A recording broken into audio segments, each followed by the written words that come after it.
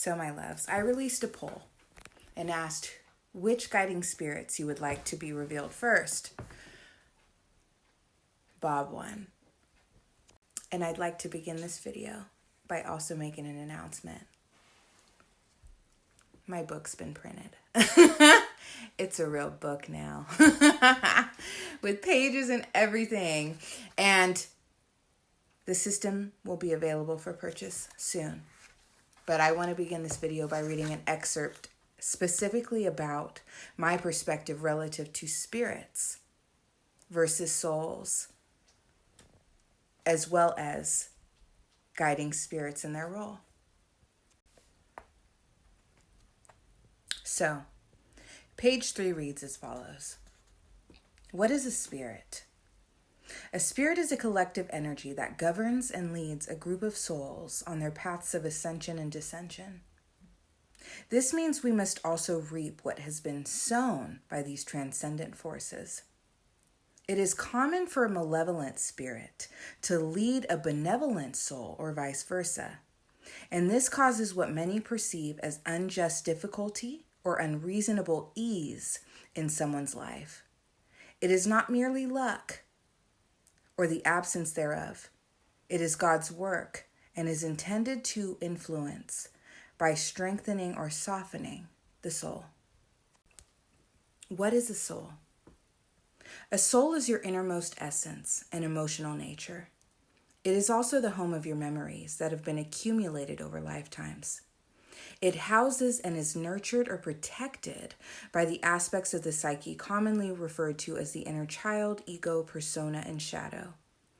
It is also represented by the moon sign when using the astrology system. In addition to the standard zodiac signs, specific galactic origins can be revealed by referencing fixed star charts and discovering precise conjunctions. This provides an additional resonance to be considered when acquiring knowledge of or tending to the soul. Continuing on page 4, with Are you on a path of ascension or descension this lifetime? Source sits above all. For this reason, we all descend from that space when coming into physical form. Whether we continue that path of descension, separation and contraction, or stabilize and ascend, integration and expansion, is determined by the nature of our assigned spirit and our soul's attained growth. Remember that all spirits, whether of darkness or light, are valuable teachers. And in terms of advancement, a reciprocal connection is formed between the soul and spirit. When it comes to the beings who are made aware of these energies and discover how to work in tandem with such dominant powers, spiritual champions are inaugurated. Spirits and souls learn through experience, and it is successful experiences that allow a typically unyielding essence to ascend and occupy a higher cosmic space. This theory serves to illustrate Earth's journey toward utopia. All governing spirits must first elevate before other beings can follow. So when speaking of Bob, I wrote this. What was once the gift became the illness. The iconography of the spirit became its downfall. A refusal to relinquish his winged foot. Bob Marley, Hermes, 200. Now, the reason I wrote 200 at the end of that sentence is because when I watched the One Love movie, scratch that, it wasn't actually in the movie. It was an interview that popped up on my YouTube or TikTok feed of Cindy Breakspear, the mother of Damien. And she said, it is every 200 years that a being such as Bob essentially is incarnated. He is special. Now, in numerology terms, what 200 tells me is this is a being whose purpose, whose life purpose was intended to help other beings reset their relational energy, because we have a 2 paired with a 00. When you have 3 digits in a sequence, you isolate the first digit to understand the focus or the resonance, the primary resonance of the entire sequence. So when you have a 2 paired with 00, we have 2 relational or interpersonal or worldview or belief system. connected with 0, 0. 0, 0 is a number that indicates, because it is a 0 2 times, right? A source expansion relative to the number 2. A reset relative to the number 2. In other words, humanity is doing it wrong. So I must send Hermes to give them a message. Now, what drove me to understanding this as his guiding spirit? First, you want to pay attention, you guys. When I do spirit guide or guiding spirit pairing, I need to understand the karmic path. I need to understand those moments of interpersonal discomfort, of interpersonal communication. I need to understand those moments of internal or external discomfort relative to illness or other matters. It's easy with Bob, right? Because he is a public figure. So my primary focus was the foot. It was the foot. That is what killed Bob, was foot cancer, was skin cancer on the foot. So I said, okay, let me look into mythology relative to a foot. And the first thing that pops up is a winged foot and is Hermes. And I proceed to see if the information fits. You never want to try to force it. That is not the point in this craft. The point is to understanding the true karmic nature of this being's life and finding the being, which there are many, that fits that story. So let me share you guys the primary information relative to Hermes and share with you why I chose confidently this figure as his guiding spirit. So historically, the winged foot, I have notes here, so I'm reading. Historically, the winged foot represents the magical sandals worn by the Greek messenger god Hermes, or Mercury, in Roman mythology.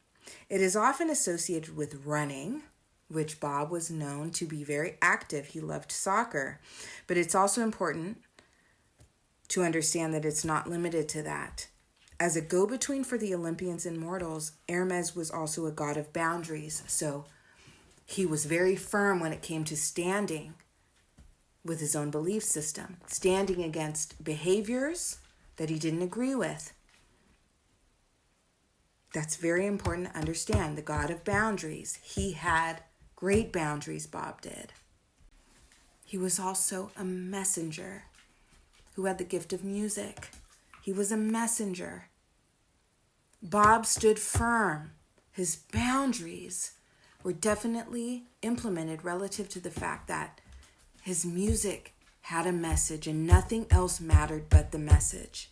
And the boundaries were implemented relative to his management, relative to anyone that tried to get in the way of that. It wasn't about money for Bob. It was about needing to share a message around the world.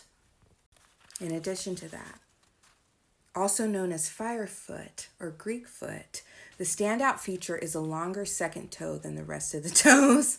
And this foot shape apparently denotes someone who is active, sporty, and creative, and is enthusiastic about new ideas in other people, who in turn can encourage and motivate those around them. I don't personally know what Bob's foot looked like, but the nature of divination, the nature of trusting the universe in this form of a craft is when I am given a certain information pops up for me, I trust it. So I can only assume that if a loved one of Bob hears this message, they can say that is true. Out of curiosity, I just confirmed that he in fact had a longer second toe. He had Greek foot. And when you talk about Hermes, you're talking about a winged foot. So in the quote that I wrote earlier, this is a being who understood the importance of this iconography relative to their being. This isn't just any foot. This is the foot of Hermes. Hermes has the winged feet. And Bob had a belief system that also prevented him from being willing to have any sort of surgical removal of his foot or of his toe. But when you think deeper, when you think energetically over just physically or psychologically, you can start to understand how this works, my loves. Hermes said, "You are not touching my beloved foot. So in closing, Mercury, or Hermes, the messenger god, was also called the Logos, or word in Greek, because he interpreted divine intellect to humanity. The wing-footed deity became an icon for the transmission of arts and sciences. So we have an artist, we have a musician who is active, who is sporty, who refused to relinquish his beloved foot.